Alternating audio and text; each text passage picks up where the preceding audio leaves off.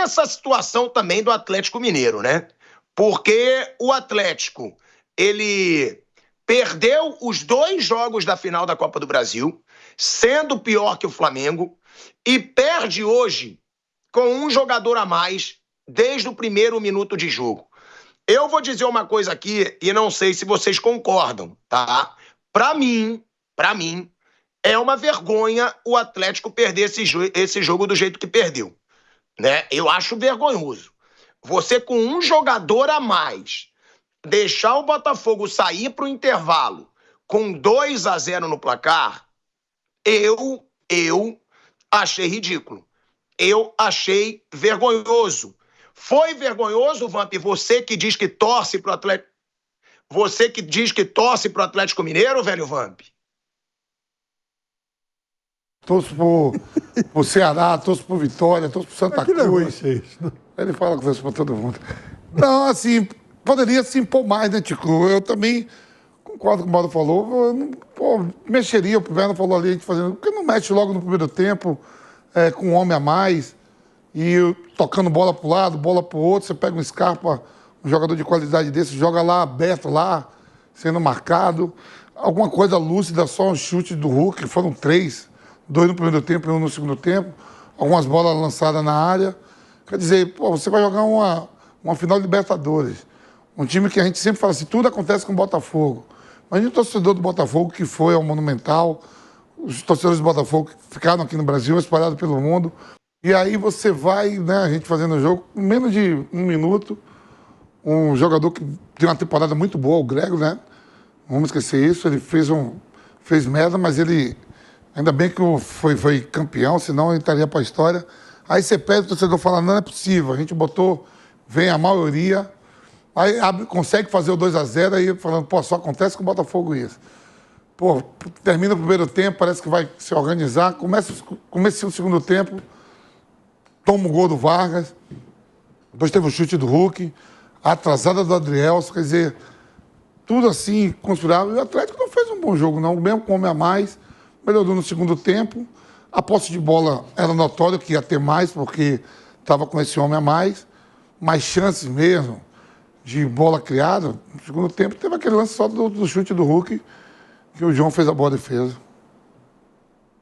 Né? É um Atlético Mineiro que dependeu muito do Hulk.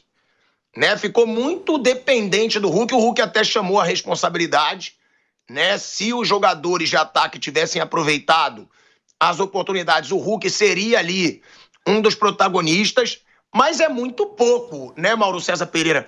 Para um time que teve um jogador a mais. Eu acho que todo torcedor do Galo, quando teve a expulsão, falou, pronto, ganhamos a final. Como todo torcedor do Botafogo pensou, ferrou, pô. Ferrou, como é que o cara é expulso no primeiro minuto? E eu levanto até esse debate, porque eu não achei o Gregory intencional. Eu expulsaria, eu sei que tem na regra que qualquer golpe na cabeça, no atual momento, ainda mais um golpe violento, uma batida violenta, tem que ser expulso.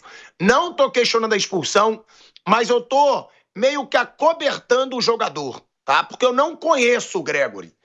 Mas vendo o lance, cara, ele toca a bola. Ele toca a bola, ele bota o pé pra chutar a bola. Só que na velocidade do jogo, a gente não tá lá dentro. Na velocidade do jogo, o cara toca a bola, o outro já vem baixando a cabeça, bate ali, porque parece depois realmente que ele pisa. Mas eu não acho que ele quis pisar.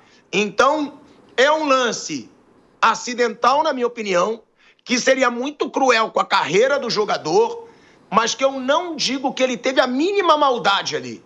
Não sei se o Vamp concorda. Você que foi jogador, Vamp, olhando pela TV, parece, pô, que cara assassino. Mas ele dá um biquinho na bola. E o jogador do Atlético abaixa muito o Fausto Vera. Eu não vi maldade e acho que ele deu azar no lance. Ou você acha que foi burrice ou até maldade, Vamp? Ninguém vai entrar para jogar uma final esperando que seja expulso com 30 segundos de jogo, né? Mas foi imprudente. E a imprudência, no primeiro lance, logo assim quando eu vi, eu achei que não foi. Mas aí veio um replay, olhando, foi imprudência. E a imprudência tem dentro do esporte, e no futebol principalmente, Então, a expulsão foi justa. E, de fato, o árbitro também marcou muito. O árbitro, eu gostei da arbitragem também. Ah, aliás, tem uma coisa. Enfim, um detalhe aí, Pilhado. Esse árbitro tem trabalhado em jogos complicados de forma muito eficiente. Ele foi o árbitro, inclusive, do Palmeiras 2, Botafogo 2 aqui em São Paulo. Jogo tenso, um jogo, né, reclamado e tal. E um jogo em que o Palmeiras pressionou bastante, e ele não quer saber de história, não. E assim, jogador não cresce para cima dele. Isso é muito importante. Não, e esse árbitro, o Porcari falou pra mim que ele tá com muita moral no mundo, tá? Que ele apitou, né, jogos importantes da Copa. A UEFA tá contratando esse árbitro pra apitar alguns jogos da UEFA, foi o que o Porcari me falou. E até a Arábia Saudita, parece que ele ganha 40 mil reais por jogo que ele apita lá na Arábia Saudita. Isso quem me disse foi o Porcari, porque logo que aconteceu o lance da expulsão, eu mandei uma mensagem pro Porcari, né, que sempre ajuda a gente, comentarista de arbitragem. Eu botei, Porcari, mesmo ele tocando a bola, chutando a bola, e o jogador do Atlético Mineiro abaixando muito a cabeça, é expulsão certeza?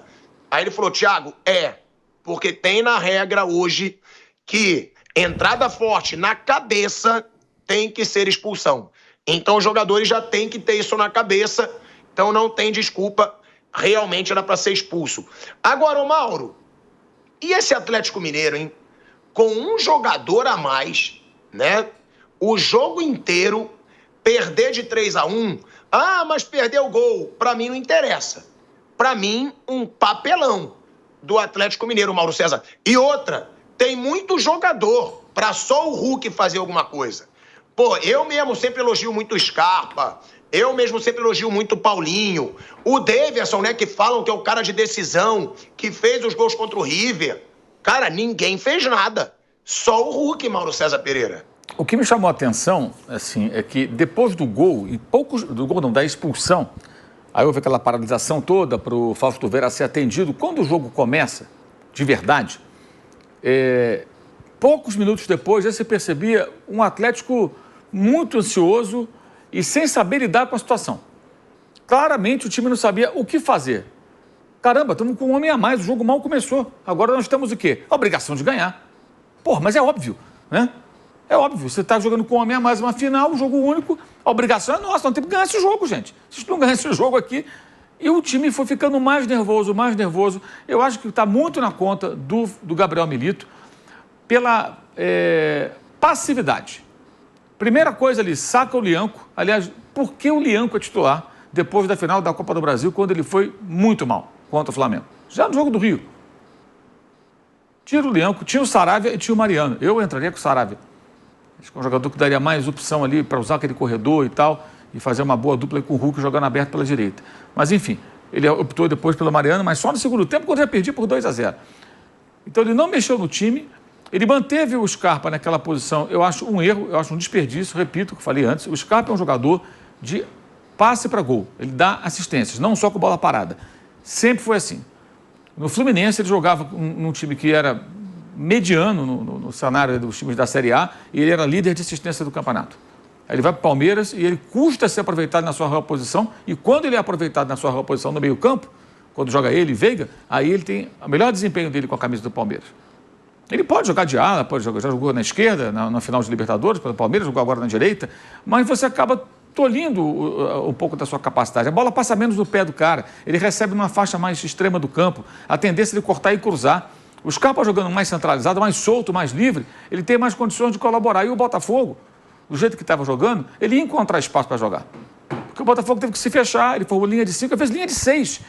O Luiz Henrique voltou, o Almada voltou, o Igor Jesus menos, né? Ficava um pouco mais à frente, mas todos ajudaram muito defensivamente. E ali era a hora de o Botafogo tentar fazer o tempo passar. Uma hora surge uma chance de dar um ataque, quem sabe faz um gol, e aconteceu. E até a hora do gol o Atlético não fazia nada. O técnico não fazia nada. E os jogadores nervosos dentro de campo. Com 2-0 contra, já entrou no segundo tempo no modo desespero. Faz um gol rápido, mas joga o tempo todo nervoso, ocioso, o Scarpa já está fora. Né? Ele, ao invés de mudar o posicionamento de um jogador que tem boa qualidade de passe e dá assistência, ele sacou o cara. Então o Milito foi um desastre. o Arthur Jorge muito bem, e os jogadores também, claro, né? Mas acho que teve muito erro do técnico. Acho que não teve estratégia, os jogadores acho que pecaram muito pelo descontrole emocional, claramente nervosos, muito ansiosos, e isso foi tornando o sonho do Botafogo, que parecia, não digo impossível, mas muito distante, com a expulsão tão precoce, algo possível, factível. Aí sai um gol, depois um pênalti, outro gol. Outro detalhe que eu acho que é importante destacar, quem bateu o pênalti? Foi atacante? Não. Alex Telles, lateral esquerdo. Por quê? Bate bem pênalti, bateu bem o pênalti. Pancada seca no canto, um abraço. Não foi o Davi Luiz do Botafogo que bateu o pênalti. Não foi o centroavante, que às vezes bate e não é bom batedor. Né? A gente viu a história do Davi Luiz recentemente. Poxa. Tinha lá o Luiz Henrique, tinha lá o Igor Jesus, tinha lá o Almada, tinha vários jogadores de frente. Quem bateu foi o lateral esquerdo. Por quê? Ele bate bem, e bateu muito bem. Pá, no canto, jogador experiente, jogador que foi Copa do Mundo, jogador com carreira internacional longa, que não vai tremer numa hora dessa. Perfeito. A escolha do técnico, imagino que ele tenha escolhido, o cara bateu, né? Se foi ele que determinou, perfeito, é isso. O pênalti não pode ser batido por homenagem ou porque o cara quer ser artilheiro. Bate quem é o bom batedor. O Fábio Santos batia no Corinthians, né? Batia no Atlético Mineiro, lateral esquerdo também. O Reinaldo no Grêmio bate até hoje, batia no São Paulo. Tá jogando nada o Reinaldo. Teve, aliás, uma jogada do gol agora em cima dele, pô, o gol no meio de semana, no gol do Cruzeiro. Gol bonito do Matheus Pereira. Mas a bola passa, o Reinaldo parecia... Tava onde o Reinaldo ali? Mas batendo no pênalti ele é bom ainda. O Reinaldo bate bem pênalti. Mas então é isso, assim, eu acho que o Botafogo fez tudo certo, numa situação de total adversidade. O Atlético foi um desastre. O Milito foi muito mal. Eu acho pouco provável que ele emplaque 2025 depois do que aconteceu agora. Porque o Atlético vinha mal no Brasileiro, foi avançando em mata-mata. Mata-mata tem disso, né, gente? Mata-mata permite que você... O Boca ano passado, o Boca só empatava, ganhava nos pênaltis, ganhava nos pênaltis. Foi a final e foi na prorrogação com o Fluminense. A bola vadia com aquela do Cavani, poderia ter sido campeão, como foi o gol do João Kennedy, poderia ser um gol do Boca Júnior, e poderia ser campeão, e não ganhava de ninguém. Empata, pênalti, empata, pênalti. Negócio impressionante. Então o mata-mata dá essa chance de você... O Vasco está muito mal. O Vasco quase chegou na final da Copa do Brasil, estava 1-1, o Hulk tirou um coelho da cartola e o Vasco perdeu para o Atlético Mineiro, para o mesmo Atlético. Se termina empatado e é para os pênaltis, o Vasco é para a final. Né? E o Vasco está aí. Está vendo a situação do Vasco? O técnico acabou de ser demitido, jogando muito mal. Então, o Vasco joga hoje à noite, mano. O Vasco joga 2 jogos seguidos em casa. Ele joga hoje contra o Atlético Goianiense e na rodada da meia semana ele pega o Atlético Mineiro em casa de novo. Sim. Aí tem um negócio interessante. E a última rodada é Atlético Mineiro e Atlético Paranaense. Não. Eu estava esperando vocês falarem isso. Piperno, calma aí. Detalhe interessante, não.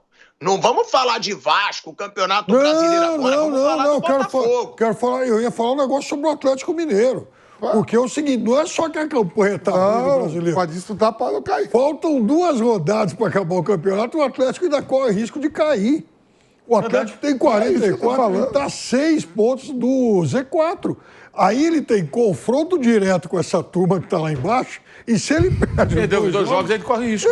Ele está no bolo. Acabou de perder para o Juventude? Acabou de perder. Então nós estamos falando de um time que vem aos trancos e barrancos, chegou à final da Libertadores, lindo. Assim, o que o Atlético fez de notável em toda essa temporada foi eliminar o River. Para mim, esse foi o ponto fora da curva. Porque eliminar o Fluminense, eliminar time de fora, tá todo mundo ruim, eles estão ruins iguais, então um vai acabar passando. E o Fluminense ele perde no Rio, depois ganha por 2 gols. Mas o River meteu 3-0 e depois ele aguentou o 0-0 lá. Esse jogo contra o River realmente um grande momento. Foi o ponto fora da curva do Galo, porque tirando esse confronto, a temporada do Atlético Mineiro é medíocre. São 36 rodadas e o Atlético fazendo conta agora para não cair. E tem uma possibilidade de, eventualmente, ele pode não cair e não ir para competição nenhuma. Ele pode ficar, de repente, no limbo ali, fora da Sul-Americana e fora do rebaixamento, como o Bahia ficou ano passado. Sim. Ainda tem isso, isso significa que é um prejuízo enorme, né?